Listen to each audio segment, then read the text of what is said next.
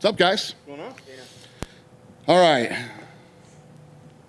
Performances of the night. We didn't have fight of the night. We just did a performance of the night. Costa, Damon Jackson, Mackenzie Dern, Khamzat. No shocker there. They all won $50,000, so congratulations to them. Dana, start out with the main event. Give us your thoughts on that. I mean, obviously a very dominant performance from Colby Covington. Of course, the injury ended it, but I think we all know what was going to happen when it went to the card. So what were your thoughts on that fight overall? Yeah, you know, this was a fight that Usman versus Colby is one of the best fights I've ever seen. This fight had that type of potential if that Woodley showed up. He didn't. Yeah. Do we know what happened to Tyron? I mean, I know it's just right now, but his rib. Something happened with his rib. It's a rib injury. Yeah. For Tyron, as you said, I mean, the guy that didn't show up that we thought was going to be here, 3 straight losses. Where do you think he stands in his career right now? Yeah, I think that he should start thinking about hanging it up. He's had a great career. He's had a great run. You know, he's made money. How about for Colby? I mean, obviously a great performance from him. He says two things. He wants a chance at the belt again. He wants the winner of the fight coming up. He likes to fight with Masvidal as well. You know, of course, they have a rivalry. Has he put himself back in a #1 contender position, or do you like maybe that Masvidal fight at some point? What do you think makes sense for him now? Yeah, well, right now Gilbert Burns has the next shot at Usman. So yeah, Colby definitely, you know, he's there. And the first fight was so incredible, him and Usman. I love that fight. So yeah, I don't know. Maybe we get him another fight. Maybe he fights Masvidal, you know? Yeah. See if Masvidal wants that fight. Yeah. Cowboy and Nico, we knew that was going to be a great fight. It was. Cowboy was very dejected. You know, he said he looks at it as another loss. I mean, had it not been for the loss point, he loses on the cards. I know you had hinted like, maybe he's getting a little up there. What did you think about the fight tonight? I thought it was a draw, too. I had it a draw. I don't know how you guys scored it, but I said, you know what? This thing could be a draw. And it ended up being one. Yeah, listen, for him tonight, the win for him tonight was he was on his way out in the first, 30 seconds of the first round. He fought back. He's tough. He's durable. And I love Cowboy, and I know this is going to fucking crush him and break his heart, but it's time to have a conversation with him. They said they want to run it back. I mean, they both were back here and said they want to do it again in January, February. Were you at least open to the idea of that? I need to talk to him. He and I need to have a conversation. Fair enough. One other thing I wanted to ask you, kind of both those fights together, eye pokes were such an issue over the last 2 fights. Is that anything you guys are looking at? You know, people are talking about glove designs or whatever. Is it to a point where you guys are thinking, we got to figure out some solution to this? Yeah, it's been crazy lately. Tonight, obviously, was real bad. But, yeah, I don't know what we figure out. We've looked at different things. I mean, we have looked at it. I don't know what the answer is to that, especially right now.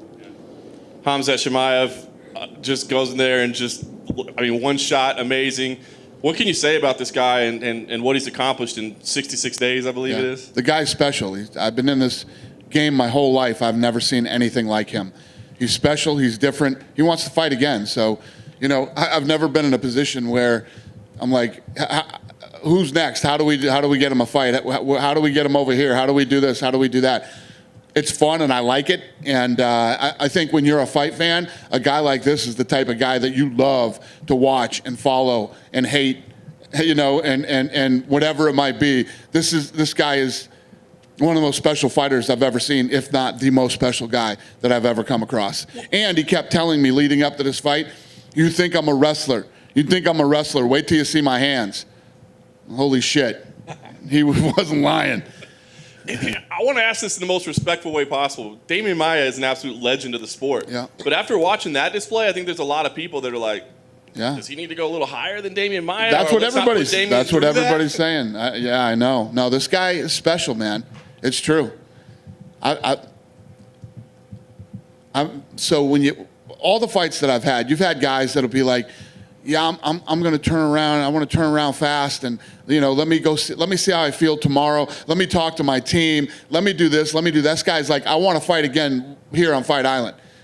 I was like, really? So you want to fight again while we're here? And he's like, yeah. So I turned him around. I called everybody and said, I'm going to do it. We're going to turn this kid around. So we turn him around. He fights again, and he does it again. You know, and it's like, yeah. Now I want to come to Vegas, and I want to fight in Vegas. It's just I've never experienced that with anybody ever. Not even close, not even remotely close to some. Listen, it's one thing to say I want to turn around, but, not like this. Do you think you'll bring him back to Fight Island? I don't know what to do with him yet. We got some shit we got to figure out before we leave tonight. Okay, so maybe not Maia. You're kind of open to maybe changing that match. He might fight before Maia and fight Maia too. Maia's not going to be ready in time for this kid. That's crazy. Last thing I wanted to ask you about, Jessica Rose Clark, Sarah Alpar, kind of a weird situation there with the referee. It's a horrible situation. We heard on the broadcast that you actually came out during that. So what can you tell us about this? Because we're still a little bit confused. The commission said that they did use replay to determine that the knee was not illegal, which it wasn't. So the fight's over. Did you? Well, the fight should have been over. That fight should have been over just like last week. She got finished. She got stopped. If you have to jump in and look at her and do anything, her nose was broken. It was a finish. That should have been a finish. I know Mark Ratner's all over this, so it's just something that needs to be worked out. When you get stopped, and these kids are so tough and durable, that poor little girl fought her ass off again after she was able to continue. It just needs to be fixed. They got to figure this out. So they didn't explain the use of instant replay too. I mean, you're in favor of having replay, right? Yes. Oh, hell yes. But they didn't really. I'm in favor of whatever's going to be fair. If somebody won a fight like last week, should have been stopped. Thank God she didn't turn around and lose the fight this week. It's just crazy. Dana, did the president call Colby? He did. Do you have any idea what they talked about? The fight. So the president was watching then? Oh, yeah. No, I knew he was watching tonight, yeah. Well, what did you make of all the fight week? It was kind of a dark fight week. This is such a good card and a lot of good stuff to talk about. And the way that particular fight, kind of went and the talk, it wasn't the positive thing. Do you think that was bad, or does it not bother you? Listen, one of the things that we've never done here at the UFC is stop people from expressing how they feel about certain things inside or outside the octagon. Even if it's me, if it's about me, who's more about free speech than we are? I mean, we literally let our people do or say whatever it is they do. So it's normal. I think I would have to say to this day, still the darkest one ever was Khabib and Conor. I mean, when I left that press conference, I didn't feel great after I left that press conference. Everything that happened this week, I fucking saw it coming 100 miles away. In all due respect, though, you did not let the situation go like that because, you had them separate at the press conference, and it didn't happen the way Khabib and Conor did. Well, they were separate at the press conference because of, I wanted to get the undercard on that. Why it happened, but I'm saying, it didn't get out of control at the, because of that. Right? Yeah, I don't even know if it would have got out of control. Listen, I could fucking write the entire script for you right now, what would have happened at that press conference. You guys know it too. Plus, you heard everything already. You heard all the talk. These guys wanted to fight. They hate each other, the whole deal. The Conor Khabib thing you didn't see coming. I didn't see that coming. It was very weird and very dark. That's one of the weirdest ones ever. But again, my point in saying that is we've never stopped anybody from expressing themselves and saying how they feel. My philosophy is always, this is a fight. People are going to say mean shit to each other. It's like they shouldn't be allowed to say that. We're going to fucking punch each other in the face tomorrow. What could they possibly say that would be, this is a fight game. I don't believe in all that. Has Colby become a factor in the rating? Does he, to use your phrase, push the needle now? I mean, is his persona such that when he fights, it has an uptick in the ratings? Yeah, no doubt about it. Listen, people love to hate Colby. You know what I mean? And you no matter what you think of Colby personally, you cannot deny that the kid's one of the best in the world. Right. He's one of the best fighters on the planet.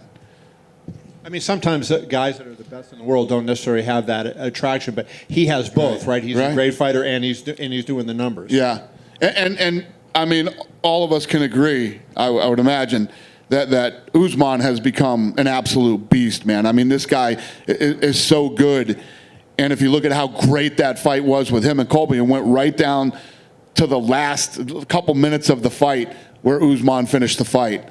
I love that fight so much. It was such a good fight. Total war. In it till both guys are in it till the end, and just it doesn't get any better than that when you put on fights. One last question about that fight, then I have a couple for Fight Island for you. But it was a little disappointing, it seemed to me. Like, it was such a good card, so many great knockouts, and then the main event was just, it's kind of grinding on the cage. Yep. And did you expect that type of fight, or did you think it was going to be more, with scrambles and knockdowns and that type of thing? Yeah, it depended on what Woodley was going to show up, which Tyron Woodley was going to show up. Like I said, it should have been a lot like the Usman fight, but that wasn't the Tyron we got tonight. And then just wanted to ask you, you've been doing so well with the pay-per-views, right? And you did especially well in Abu Dhabi. And I wonder what your thoughts are when you look at, you have a big star in Adesanya and Costa's an undefeated guy going in there to fight with another title fight on there. Do you think this is one that has that chance to kind of, erupt the way you've been talking about some of the other ones have done? Yeah, this show's going to kill it. Yeah, no, there's no doubt about it. I mean, Adesanya versus Costa is a ridiculous fight. It's a must-see fight, and like I've been saying, I think it's going to be the fight of the year. And then the first time you went to Abu Dhabi, especially the first show, obviously the venue sort of helped drive interest in the show. Yep. Do you think that's still going to be the case, or do you think that's played out and it's just going to be the fights that get people interested? Yeah, no, we had a lot of things going into Abu Dhabi. First of all, we were first. We were putting on events when people weren't. Fight Island was a massive, a big star in the entire promotion too, and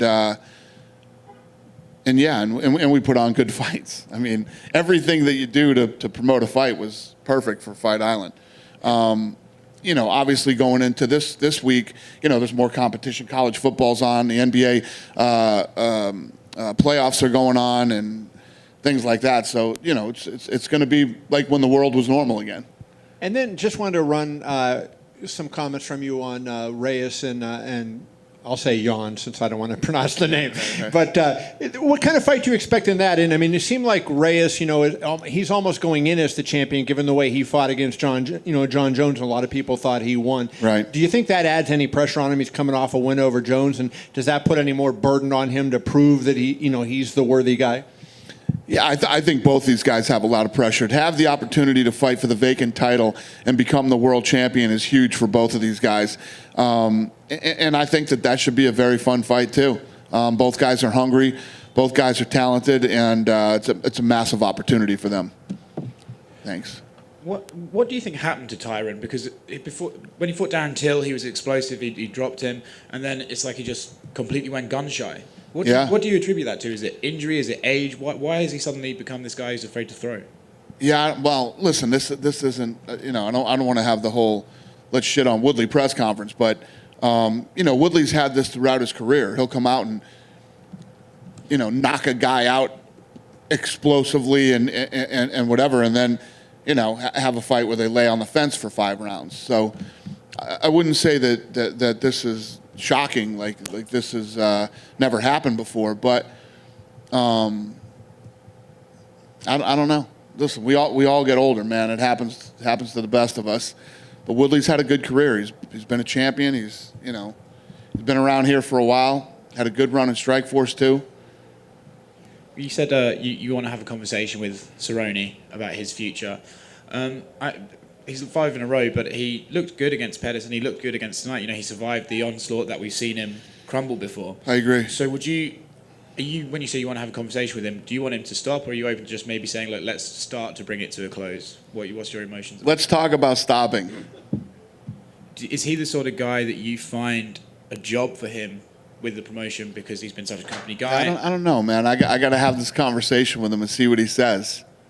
I don't know. I know what he's going to say. I mean, I know what he's going to say. I don't want to stop, but, we got to have the conversation.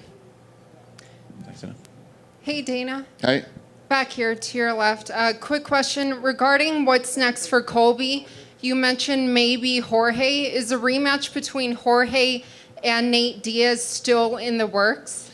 Yeah, I don't know where we are on that whole thing. Thank you. All right. Hey, Mr. White, how happy are you right now? This was almost like a double card. I mean, I don't remember a prelim segment that was I mean, the whole card was amazing. Right. I don't remember the last time a prelim segment was like a standalone card in itself. Yeah, I knew. Listen, everybody knew there was a lot of buzz going into this card because this card was so good. They delivered. You know, everybody delivered tonight. So when you put together an awesome stacked card like this and it pays off, there's nothing better.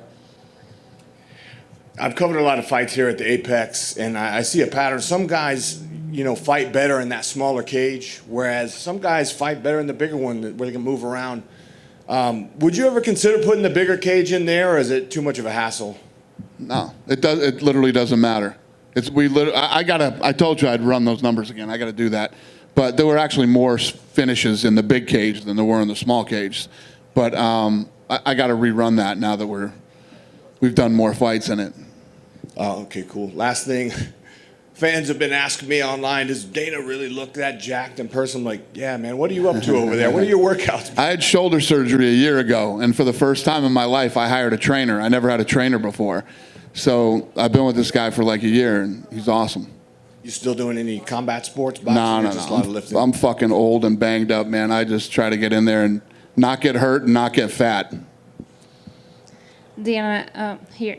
Hi. I was just going to ask you about Mackenzie Dern. You know, was her 50th fight in the UFC, her 10th professional fight in MMA. I just want to know your thoughts on her. She looked incredible tonight. The submission she pulled off was insane. She looks like she's in the best shape of her life after having a baby. And, you know, it's almost like, to be honest with you, since she had the baby, it's almost like her career has actually, she's gotten more focused, and she looked incredible. She said she wants one more fight before the end of the year. Interesting. Another question is about Johnny Walker, too. He had like a kind of a messy fight down there. I just want to hear your thoughts. Yeah, I expected that fight to be like that. I knew that was going to be a war. I didn't know who was going to win, but yeah, that was a really good fight. Really good fight. Both guys were hurt. Dana, twice you've mentioned that Woodley has had a great career in this press conference. Are you insinuating that he should hang it up? Did you just get here? That's what I said. Okay. Yeah, that's what I said when this thing started. That, yeah, he should probably start thinking about it. And The thing is with Woodley is it doesn't seem like his head is in the game. He's focused on everything but, you know. But I don't know. So you think he's been distracted with all the outside stuff? Always, for a long time. Yeah. Just lately, you stumped for Trump at the rally in Henderson. Anything you want to say about that experience? I've done it many times. You know. You seem to talk a lot about bringing Vegas and making Vegas bringing the economy back again. Do you have local political aspirations? No, God, no, no, not Mayor? even. No, not never, never, ever. Okay. Hey, Dana, I want to go back to the Khamzat Chimaev situation. It seems like 5+ weeks is a long time. You're a gambling man. What are the chances you think you will bring him back to Fight Island and pull those strings? Good. The chances are good. The guy wants to fight again. It took him 17 seconds. He didn't really have a lot of time to train. We flew him in here. It's been crazy since that kid's been here. He was training out in a parking lot, and he's a fascinating human being. And yes, if I can turn him around in Fight Island, I will. After his victory, Kevin Holland told you he didn't win the fight. Is it a lock that those two will run it back? Darren Stewart? Stud. What he said was, he walked over to me and he said, I didn't win that fight. And I said, well, you and I don't make those decisions. Somebody else does. And he said, no, we need to do that fight again because I didn't win. I respect the shit out of that. Dana, real quick. Khamzat's fought in 2 different weight classes. If you had to slot him into one for the foreseeable future, do you want him at welterweight or middleweight? Yeah, what's crazy is when you talk about his win tonight and what he did and how impressive he was, he knocked out a guy who's 185 pounds, a real guy, with one punch. He's a 170-pounder. So I'm telling you, the guy is like nothing I've ever seen before. I've never seen anything like this in my life. Special. Good? I was going to say, could you put him against someone like Leon Edwards? What's that? Could you put Khamzat against someone like I don't Leon know. Edwards? I don't know yet. I mean, if he's gonna fight a guy like that, and you're breaking into the top 5, you give the guy a full camp. You know, you can't expect the guy. Listen, everybody thought the hype train was over tonight. We're gonna throw him in with a top 5 guy. You let very few people get into the UFC. Very few people break into the top 15. Almost nobody breaks into the top 5, and literally very few people become world champions. So to take a guy that fast and just throw him into the top 5, maybe you could do it, but you definitely don't do that. You give the guy a full camp. And I know we're dealing with hypotheticals, and I know I asked you about this a couple of weeks ago, but could you, if he keeps going like this, could you see a scenario where he fights for the middleweight title and then 2 months later fights for the welterweight title? I don't know what I see right now from him other than this guy is different and special and like nothing I've ever seen before. I think this guy has the potential to do anything. We'll see how this all plays out over the next year. I mean, look at what he's accomplished in fucking 66 days. Imagine what he'll accomplish in 9 months. Right? Good night, everybody. I'll see some of you in Abu Dhabi.